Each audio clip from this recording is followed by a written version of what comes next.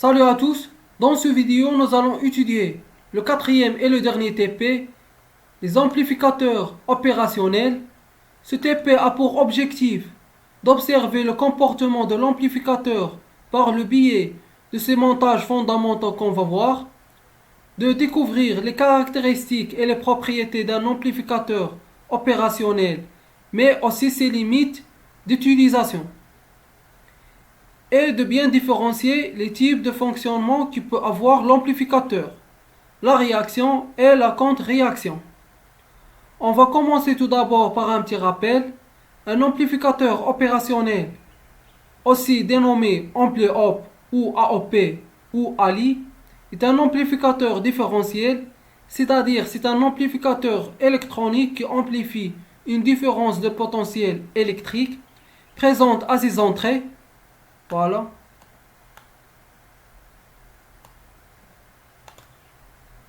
Il a été initialement conçu pour effectuer des opérations mathématiques dans les calculateurs analogiques.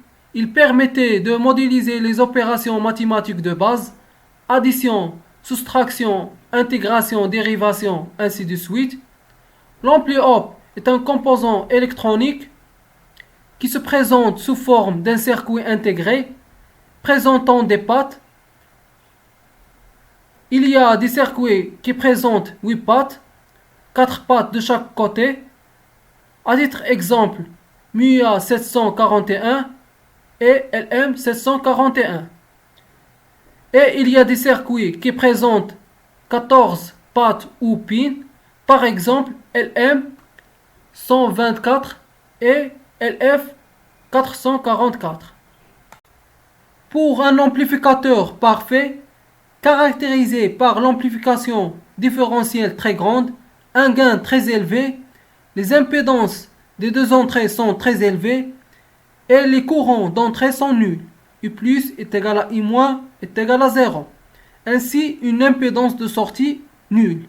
Donc cette puce se représente à la façon suivante, avec une entrée dite non inverseuse, c'est l'entrée plus ici.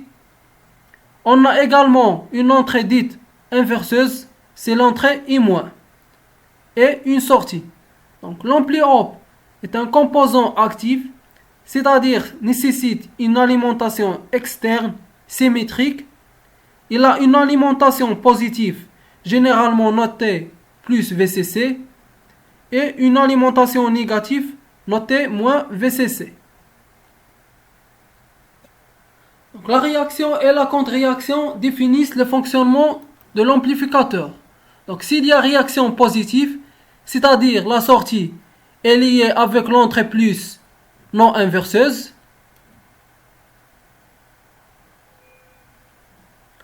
alors l'amplificateur fonctionne en régime de saturation. Par contre, s'il y a réaction négative, autrement dit contre-réaction, c'est-à-dire la sortie est liée avec l'entrée moins inverseuse,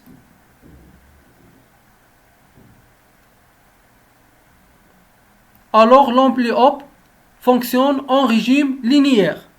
Donc les équations fondamentales pour ce mode de fonctionnement, donc on a epsilon. Epsilon est égal à V plus moins V moins est égal à 0.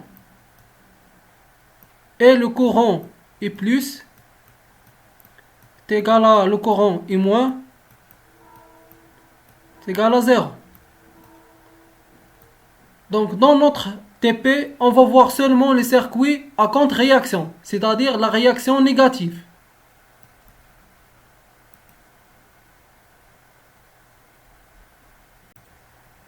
Passons maintenant à la manipulation. Donc, commençons par le premier montage, le montage suiveur. Donc, le schéma étudié sera celui-ci.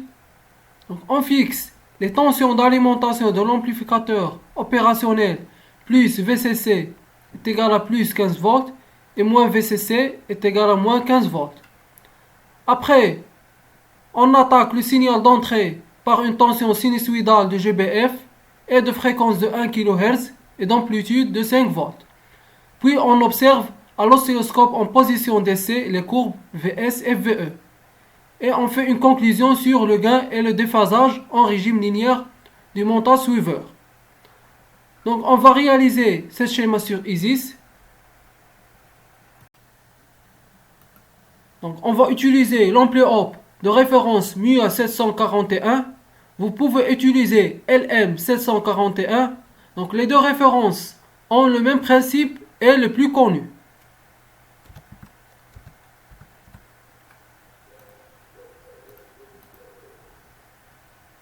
Donc tout d'abord, on doit alimenter notre circuit.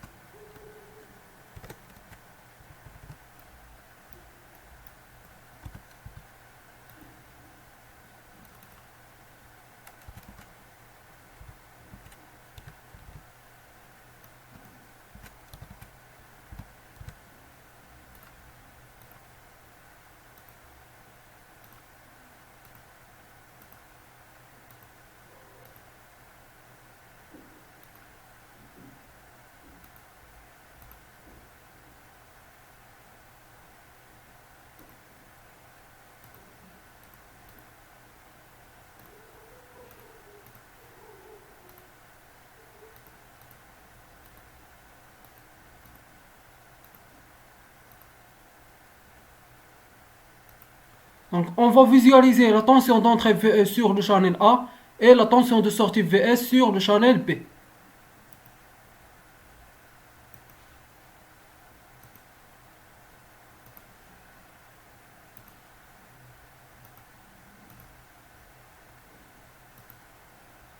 Voilà, donc on lance la simulation.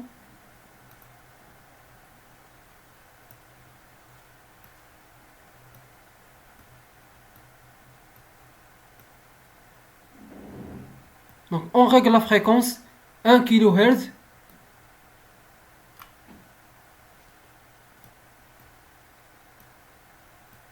Donc on va sélectionner le mode d'essai. On diminue la vitesse de balayage. Et on doit fixer VE à 5 volts.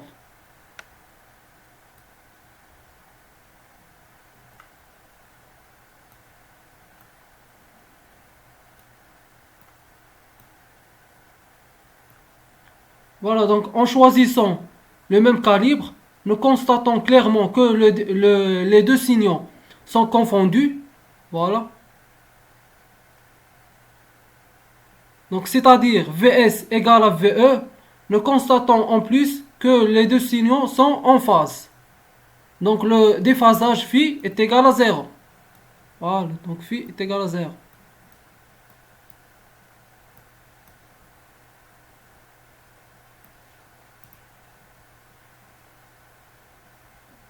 Donc maintenant, on va déterminer le gain en tension AV.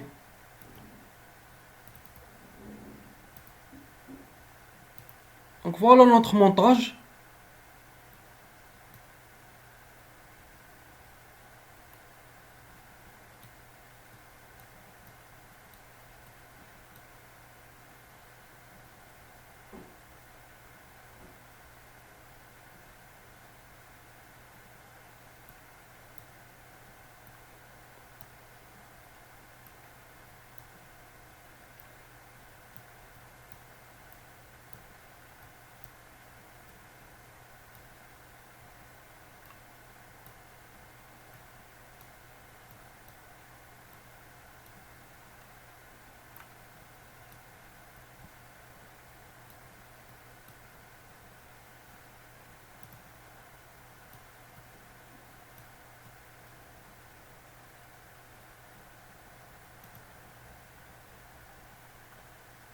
Donc on a un circuit à contre-réaction.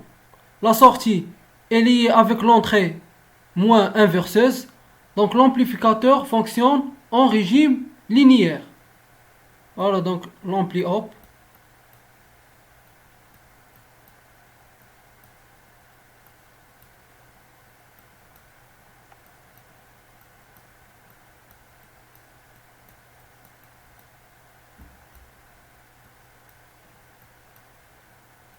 fonctionne en régime linéaire. Donc, c'est-à-dire, donc epsilon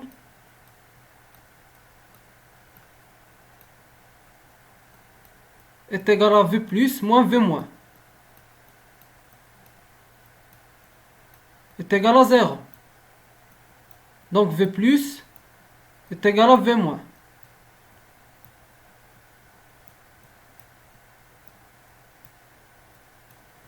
Voilà, donc on a V plus est égal à VE et V moins est égal à VS. Donc V plus est égal à VE et V moins est égal à VS. Donc VE est égal à VS. Voilà, donc VS sur VE est égal à 1. Donc est égal à AV.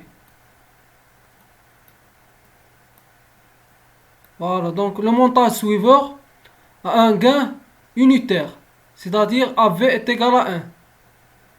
Donc le rôle du montage suiveur, c'est de suivre la tension d'entrée.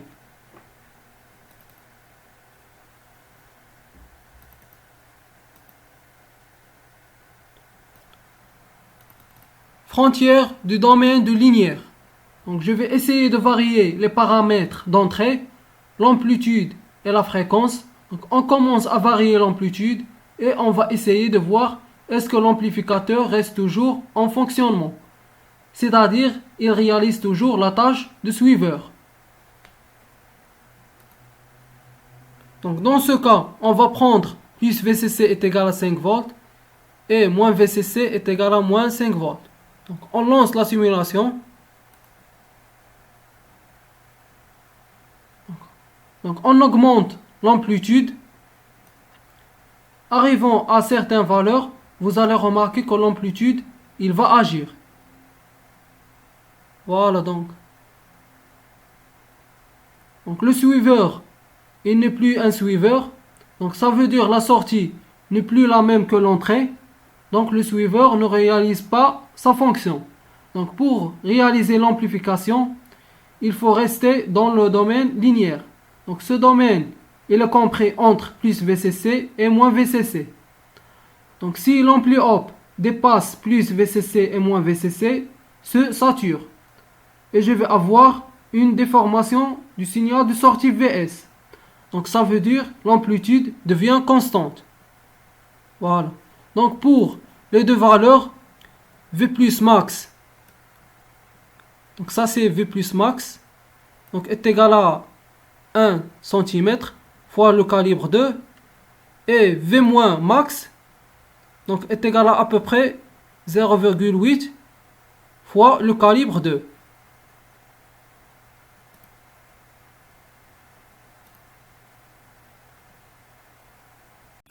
Donc deuxième paramètre, on va insérer une résistance variable dans notre montage et on va varier cette résistance jusqu'à la limite de saturation qui se traduit par l'écrêtage de VS. Voilà, donc on fait appel à une résistance variable.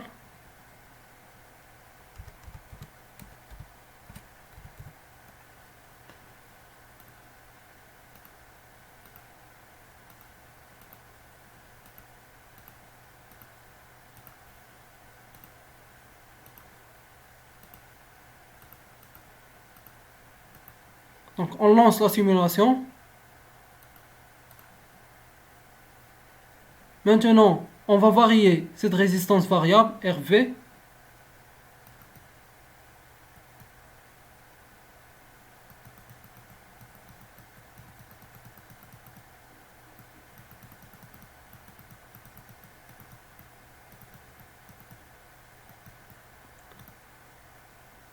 Voilà, donc on atteint la saturation, ce qui explique le côté plat du signal de sortie VS. Voilà. Donc après, vous mesurez cette résistance variable à l'aide d'un ohm-mètre.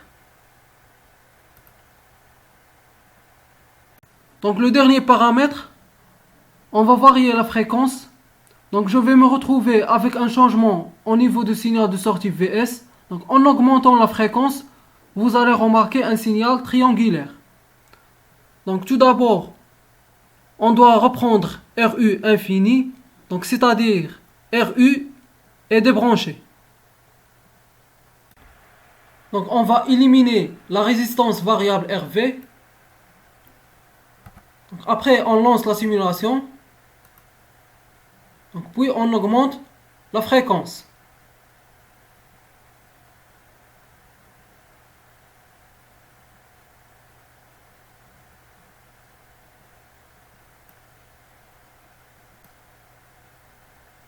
Voilà, donc on remarque que le slew rate, c'est-à-dire la vitesse de balayage, perturbe le signal lorsque la fréquence est trop élevée. Donc la variation de la fréquence a modifié le signal. Donc ça veut dire si je prends certaines fréquences, je ne vais pas avoir la fonction de suiveur. Donc c'est-à-dire que si je veux l'ampli op réalise la fonction suiveur, il faut que je travaille dans la bande passante. Une fois que je sorte ou je dépasse la bande passante, je vais avoir un mauvais fonctionnement de suiveur.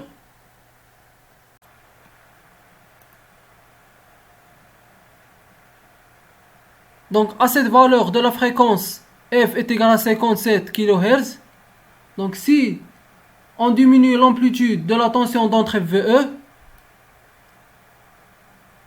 donc le signal de sortie devient sinusoïdal.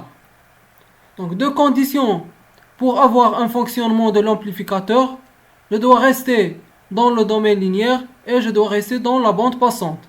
Donc si j'applique une amplitude qui n'appartient pas au domaine linéaire, et si j'applique une fréquence qui n'appartient pas à la bande passante, je vais avoir un mauvais fonctionnement du circuit. Donc quelle que soit sa fonction, suiveur, sommateur, inverseur, ainsi de suite.